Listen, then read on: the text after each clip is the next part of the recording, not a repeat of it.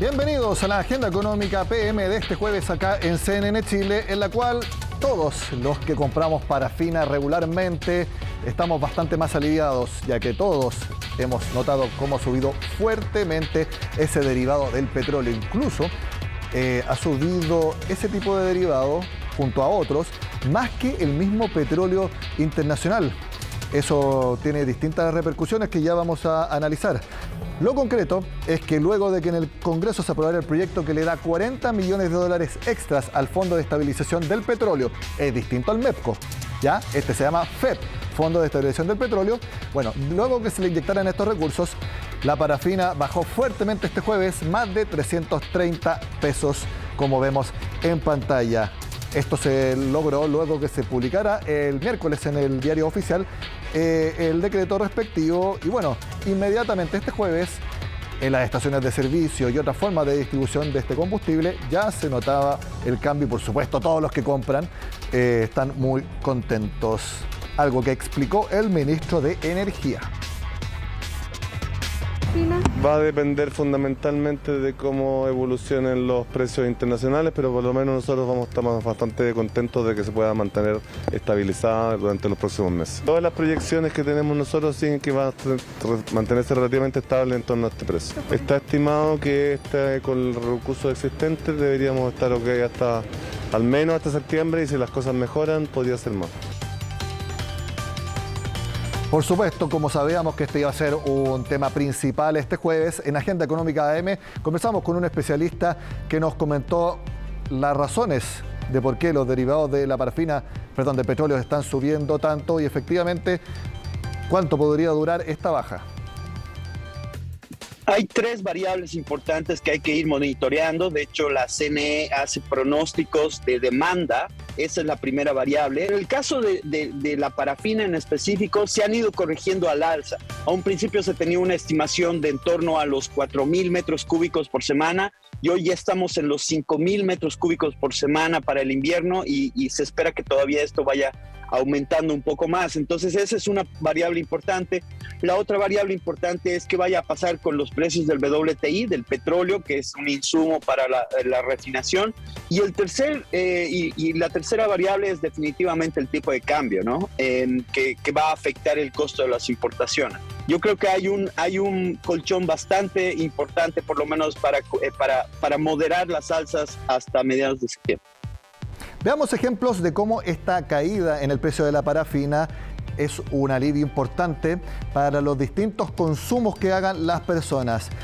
Si una persona va a una estación de servicio con un bidón chico de 10 litros, desde este jueves paga 3.300 pesos menos de lo que pagaba el miércoles o antes. Un bidón normal de 20 litros paga 6.600 pesos menos. Este ejemplo para mí es muy importante porque yo en mi casa tengo una estufa a parafina que necesita de un estanque externo y es de 200 litros. Te reconozco, por eso lo puse. ¿Saben cuánto yo pagaría menos con esta baja? 66.000 pesos. Mi problema es que me quedé sin parafina la semana pasada. Así que por lo menos por ahora no me ha ayudado tanto esta baja, pero espero que más adelante sí. Hay otros estanques de 500 litros que también ocupan algunas casas y ahí el ahorro o el menor gasto es de 165.000 pesos. Es decir, es una ayuda importante el descenso de 330 pesos por litro de parafina. Y yo ahora les voy a mostrar un video que los va a ayudar si es que ustedes quieren saber dónde está la parafina más barata. Se trata de Parafina en Línea, que es la web del gobierno. ¿Dónde encuentro la más barata? Que dice dónde están las parafinas más baratas. Escuchemos. Te invita a conocer parafinaenlinea.cl, un portal donde encontrarás los precios de este combustible y la ubicación de las estaciones de servicio que lo venden. Solo debes hacer clic en Ir al mapa, seleccionar tu región, la comuna o la marca que quieras consultar. Automáticamente podrás visualizar en el mapa los puntos de venta y el precio, o si prefieres, un listado de todos los puntos de venta, el cual puedes ordenar según tus preferencias. La información de los precios presentada en la página web es deber de los distribuidores mantenerla actualizada. Recuerda siempre comparar precios, ya que te puede traer importantes Muy bien, ahorros. una herramienta No use útil botellas para finesenlinea.cl. Ahora, la recomendación es lo mismo que cuando está benzinaenlinea.cl. No es porque un distribuidor sea, por ejemplo, 10 pesos más barato que otro, pero está al otro lado de la ciudad de donde uno está, tiene que ir a echar parafina allá. No, es simplemente que en los trayectos comunes que tenemos todos los días, ahí ver dónde está la parafina más barata. No hay que desviarse. Eso, si uno lo hace, no sirve mucho porque 10 litros o 20 litros, ya 40 litros de parafina, si uno se desvía mucho, puede salir ese desvío más caro del ahorro que significa pagar un menor precio. Pero se ha entendido la idea. En el mismo punto de prensa donde habló el ministro de Energía está el ministro de Hacienda. De hecho, se vio ahí llenando un bidón de parafina junto a una persona. Bueno, finalmente, y tal como lo mostramos hace un par de días en la agenda económica, el ministro de Hacienda anunció que el lunes indicarán cuántos recursos más deberá inyectarse al MEPCO para que el alza en la benzina, en este caso, siga siendo de 6 litros por semana hasta fin de año, ya que recordemos que el mismo ministro de Hacienda señaló que debido a que los derivados del petróleo están subiendo mucho más de lo que se había proyectado, los recursos que ya se inyectaron al MEPCO para este año simplemente se quedaron cortos. Estamos viendo, hemos estado trabajando en la fórmula más adecuada para aplicar, en este caso siempre dentro de la lógica de que se aportan recursos en periodos en que los precios están anormalmente altos y se van recuperando cuando los precios bajan. Así que el lunes vamos a tener ya una propuesta en el Congreso para que sea discutida por el Parlamento. Va a involucrar recursos adicionales, pero las características mismas las vamos a dar a conocer el lunes. Recordemos que para este año el MEPCO tenía 750 millones de dólares, ya se subió a 1.500 millones de dólares y esa cifra es la que se quedó corta. Vamos a ver el lunes entonces cuánto más hay que inyectarle al MEPCO.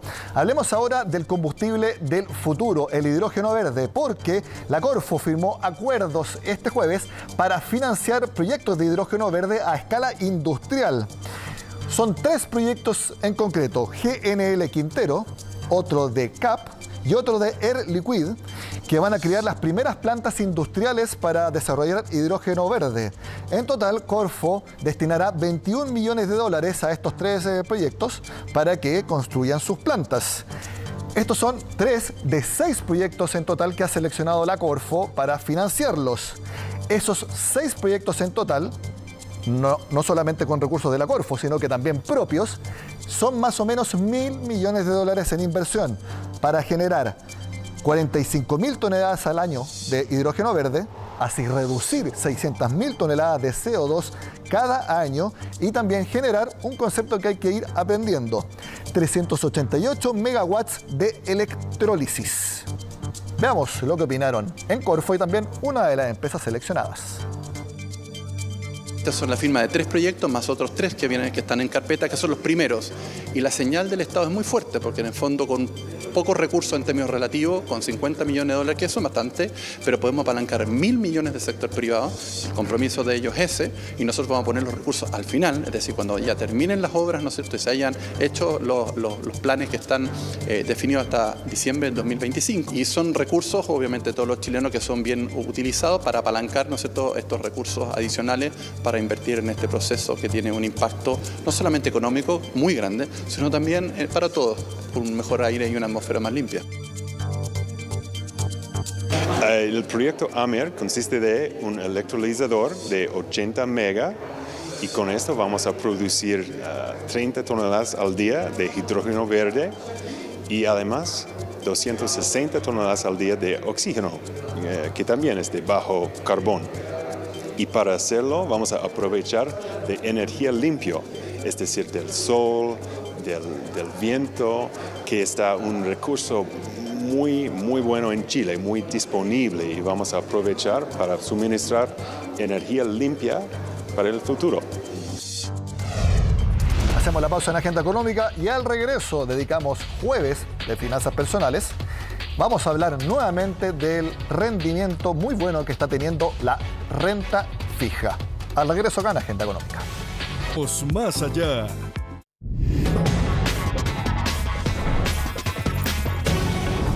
Como la agenda del miércoles la destinamos a conocer el panorama de inversión y económico de las regiones de Biobío y Araucanía debido a la situación que está viviendo en la macrozona sur, dedicamos este jueves, la segunda parte del programa, a finanzas personales, que generalmente hacemos los miércoles. Bueno, nuevamente vamos a revisar el fenómeno de la renta fija, porque el positivo escenario de rentabilidad de esa forma de invertir está impulsando el Fondo E de las AFP, los depósitos a plazo y otras formas de invertir en bonos, tanto locales como también del extranjero. A más de 2 años del inicio de la pandemia, los efectos se siguen sintiendo en la economía mundial. Los rebrotes sumados al conflicto en Ucrania continúan repercutiendo en los mercados internacionales y si bien en Chile el IPSA ha tenido un buen desempeño, se ha visto igualmente afectado por la caída del dólar. Así es como en lo que va de mayo, prácticamente todos los multifondos rentan negativo. Menos 4,1 el fondo A, menos 3,4 el fondo B, y solamente el fondo E obtiene un resultado levemente positivo en torno al 0%.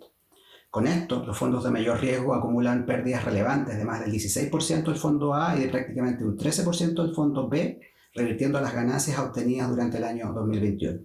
El resultado mensual de los multifondos A, B y C se explicaría mayormente por la variación en los precios de los instrumentos de renta variable y la caída del dólar. En cambio, la rentabilidad de los fondos D y E incidieron los resultados de las inversiones en títulos de deuda local y los instrumentos de renta fija extranjera. Ahora, estas son fluctuaciones de un mes a otro que deberíamos entender que, digamos, es parte, ¿cierto?, de movimientos de corto plazo.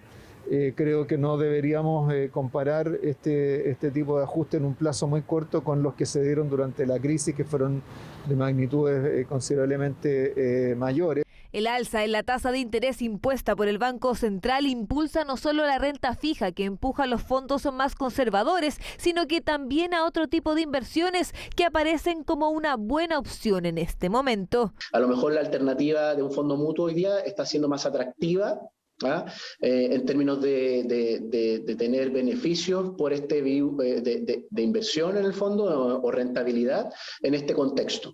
Después le seguiría un depósito a plazo NUEF, pero ahí los plazos son un poquito más largos, hay que estar invertido a vencimiento.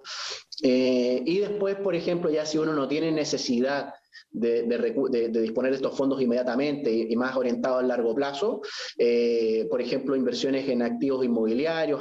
Si bien la inflación ha marcado niveles históricos durante el último tiempo, los expertos creen que el próximo año la situación debería mejorar, desacelerándose de forma significativa y llegando a un 4%. Ante este escenario, la recomendación es a considerar los depósitos en UF, pero con plazos cortos. Cosa de tener alguna exposición a lo que queda de este brote. Y por otra parte, para clientes que son un poco menos activos, digamos, les recomendaríamos un fondo mutuo que tenga exposición tanto a pesos como en UF, y el cual sea de gestión activa, es decir, que el manager pueda ir cambiando la alocación que tiene entre peso y UF de forma dinámica conforme vayan cambiando las condiciones de mercado. Recuperación del Fondo E después de meses de mal desempeño. Una buena noticia en medio del difícil escenario económico actual y que abre nuevas opciones de inversión en la renta fija. Acá en el programa hemos analizado cómo ha subido el interés por invertir en renta fija. De eso precisamente vamos a hablar con el socio de DBA Capital, Pablo Riedemann, a quien vemos en pantalla. Pablo, gracias por estar en Agenda Económica. Hola Nicolás, muchas gracias por la invitación. Muchas gracias a ti y te hemos contactado porque ustedes en DBA Capital tienen precisamente un fondo exclusivamente de renta fija, Ameris Liquidez, y que ustedes dicen, esto tiene que ser un fondo específicamente de inversión en corto plazo. Vamos a ver el detalle, pero ¿han visto una mayor demanda por este fondo desde que empezaron a subir las tasas de interés? Sí, claramente al final todos los fondos de renta fija, la rentabilidad se construye a partir de la tasa de interés. Entonces, hoy día nuestro fondo de liquidez, que hace un año la rentabilidad era súper baja, hoy día como la base es el 8,25 que da el Banco Central, tiene un retorno mucho más atractivo, pero que a su vez también está persiguiendo la inflación. O sea, el retorno real sigue siendo muy similar. Lo que cambió hoy día es la perspectiva de la inflación. Exacto. Al final, rentabilidad real, podríamos decirlo, sigue siendo pareja como era antes, porque antes la inflación era mucho más baja y por lo tanto se necesitaba una rentabilidad menor para hacer el neto, en decirlo de manera práctica. Ahora, yo estaba viendo que este fondo Ameris Liquidez en sus 2 series, en un año ha rentado sobre 3%. Ahora, ¿cómo se podría proyectar con lo mismo que tú decías, con el alza de las tasas de interés que como línea está en 8,25%? Exacto. Al final, el fondo lo que invierte es un fondo de money market que es similar al retorno que uno esperaría de un depósito a plazo. Por ende, uno debería esperar también ese retorno de la tasa que da el Banco Central y un poquito más que eso. ¿Han subido la cantidad de clientes que han depositado ahí en el último tiempo con el alza de las tasas? Sí, yo creo que es natural porque hay un componente, yo creo, de miedo de no querer perder plata en el corto plazo, y para eso estos instrumentos de más corto plazo, más seguros, sí te entregan esa solución, que hay que tener súper claro que es muy distinto a invertir bien para el largo plazo, que ahí es donde nosotros quizás en DBA somos un poco más fuertes. Vamos a ir inmediatamente a eso, pero antes, recomendaciones para el Ameris Liquidez, inversión en corto plazo y en pesos. En corto plazo y en pesos. Todo lo que uno quiera invertir para un año o menos, ahí lo recomendaríamos para invertir en el Ameris Liquidez. Un año porque se espera que eso dure quizás las tasas de interés altas del Banco Central, porque se estima que va a subir hasta 9,25% en esta tendencia, se quedaría ahí y empezaría a bajar levemente desde fin de año, pero seguiría alta por un tiempo bastante prolongado. Sería más o menos un año, ¿no? Sí, independiente de eso, el periodo de menos de un año es porque uno va a necesitar esa inversión en el súper corto plazo y uno no puede esperar a un rebote cuando haya una caída. Entonces, independiente de si las tasas están bajas o están altas, creo que siempre para un retorno un horizonte de un año menos, deberíamos invertir en cosas como la Ameris Liquidez. Y si las tasas siguen altas, simplemente se firma otro contrato, por así decirlo, y nuevamente se hace una inversión también de corto plazo. Se va de corto plazo en corto plazo. Claro, el fondo tiene liquidez diaria. Yo puedo invertir, dejarlo invertido por un año y no tener que hacer nada. No es como el depósito a plazo que uno tiene que ir renovando y renovando. Aquí uno lo deja y lo saca cuando lo quiera retirar y el pago es en un día. ¿Hay alguna penalidad por retirarlo antes de ese año?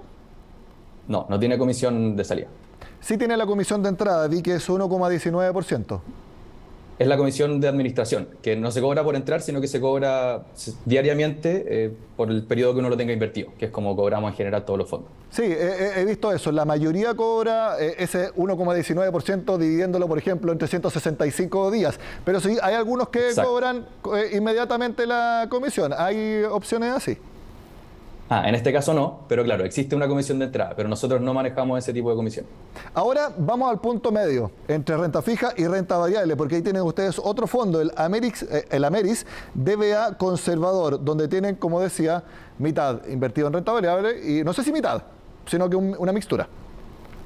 Es una mixtura, 30% en renta variable, que es acciones, que es algo pensado en el largo plazo, y con este 70% en partes más corto plazo como el liquidez, pero también bonos, que es ya más mediano plazo. Entonces todo ese mix creemos que sí apunta a un periodo de 2 a 4 años que consideramos mediano plazo. Ahí esa mixtura uno podría llevarla como podría ser un fondo C o un fondo D de las AFP, ¿no? Claro, algo similar a eso, también quizás con un poco más de exposición a dólar que lo que tienen los multifondos de la AFP. Y eso también obviamente influye en la variación del tipo de cambio. Ahora, cuéntanos un poco más de DBA Capital. Yo tengo entendido que ustedes partieron ofreciendo gestión de patrimonio, pero para clientes de mayores recursos, de mayores ingresos. Y ustedes han migrado a algo mucho más, como se suele decir, democratizar el acceso a los fondos de inversión para personas de distinto patrimonio. Exacto. La compañía lleva un poco más de 10 años, no es una compañía nueva, y como bien dice Nicolás, al principio eran fondos diseñados para profesionales, para instituciones, compañías de seguros y para los altos patrimonios, que eran los que entendían este tipo de producto, pero tuvimos la suerte de que en los últimos 4 o 5 años la tecnología nos dio vuelta a la industria y nos permitió hacer cosas que antes no podíamos hacer. Antes, cuando queríamos un cliente nuevo, tenía que ir a la oficina, tenía que firmar contratos, demorarse casi que un mes en poder invertir con nosotros, y hoy día todo eso se puede hacer en 15 minutos en una aplicación en el teléfono. Y eso creo que es cómo la tecnología nos está cambiando la vida, y a nosotros como compañía en particular. Hoy día cualquier persona puede invertir desde 1.000 pesos en estos fondos que en un principio fueron diseñados para profesionales. Sí, de hecho yo viendo la página web de ustedes es muy similar a una fintech nueva que se haya creado en el último año, en los últimos 2 años. Las comisiones también son similares a las que cobran la fintech. Eso también muestra cómo han tenido que ajustarse al nuevo escenario. Claro, nosotros creo que siempre hemos cobrado una comisión similar, quizá le hemos bajado un par de basis points, pero nosotros tenemos la diferencia de que no cobramos una segunda comisión porque nosotros hacemos los fondos y nosotros invertimos directamente en las compañías, siendo que el común de la industria acá en Chile es que yo hago un fondo e invierto en otro fondo. Entonces ahí hay 2 comisiones que nosotros evitamos al invertir directamente en cada una de estas compañías que es con las que hablamos. Interesante lo que mencionas, porque precisamente la estrategia de ustedes es selectiva, porque tienen 4 fondos de renta variable global, renta variable local, también tecnologías de la información y un específico también en equipamiento y tecnologías de la salud. Ustedes entonces ven, revisan los números y eligen qué acciones invierten y no replican un fondo como tú dices. En ese sentido es una estrategia selectiva y esa es la que ustedes invitan a las personas a que inviertan también, confiando en que la selección que hacen ustedes es positiva. Exacto, y teniendo mucho cuidado de cuando uno a veces lee de la inversión activa, que no está muy bien vista, pero generalmente cobra comisiones mucho más altas. Nosotros cobramos la misma comisión que el resto y tenemos un camino distinto nomás. Y no es que elijamos siempre una acción a una, sino que investigamos distintas industrias, encontramos alguna tendencia, como mencionabas tú, en la tecnología de la medicina o la digitalización del mundo, que estamos generando más datos, invertimos en un subgrupo de compañías y después el resto se maneja por reglas. De hecho, no estamos eligiendo cuándo comprar, cuándo vender, ahora entramos, ahora salimos. Eso no es parte de nuestra filosofía de inversión. Pero sí creemos que podemos agregar valor a las inversiones de las personas y también que se identifiquen con lo que están invirtiendo. ¿Por qué no hacen eso? Te lo pregunto para entenderle el raciocinio, porque si ustedes están viendo acciones específicas de empresas para invertir, ¿por qué no hacen esa selección quizás diaria o semanal, sino que hacen una, podríamos decir, apuesta por un tiempo más largo? ¿Cuál es la lógica detrás, Pablo? Y aquí yo tengo que citar al gerente general, a Fernando Gómez, que él lleva más tiempo invirtiendo, él cumplió 60 años y él me ha dicho que él nunca ha visto a alguien hacerse millonario o ganarle generalmente al mercado apuntando a los momentos del mercado, a cuándo entrar, a cuándo salir. Él nunca lo ha visto, yo leyendo tampoco lo he visto. Entonces no nos creemos que tenemos la bola de cristal, sino que vemos la situación actual del mundo, vemos donde creemos que está un poco mejor y las apuestas las hacemos a más de largo plazo. Y ustedes también apuestan por Private Equity de Estados Unidos. ¿Tienen un fondo específico al respecto? Tenemos un fondo de deuda privada, que es otro tipo de activo alternativo, pero que también sirve para diversificar el portafolio, que al final son préstamos a pymes, por decir así, en Estados Unidos, que también podemos acceder nosotros de manera líquida, o sea, puedo invertir hoy día, puedo retirar mañana, que eso es algo muy difícil de acceder en ese mercado. Pablo Riedemann, socio de DBA Capital, gracias por estar en Agenda Económica contándonos lo que ustedes están haciendo como empresa y también lo que sigue siendo bastante atractivo por un buen tiempo, que es la renta fija. Gracias, que esté muy bien. Muchas gracias, Nicolás, que esté bien. Igualmente. Antes de terminar el programa, les cuento que el dólar nuevamente tuvo una jornada de fuerte caída. Cerró en 824 pesos. Esto es unos 10 pesos menos de lo que cerró el miércoles. Y realmente confirma la tendencia de que puede quizás subir un día el dólar, pero la tendencia sigue siendo bajista. Y otra tendencia también siguió este jueves. El IPSA de Santiago nuevamente subió, por lo tanto se mantienen ambos escenarios. Dólar cayendo e IPSA subiendo. De esta forma terminamos la agenda de este jueves. Sigan con nosotros acá en CNN Chile.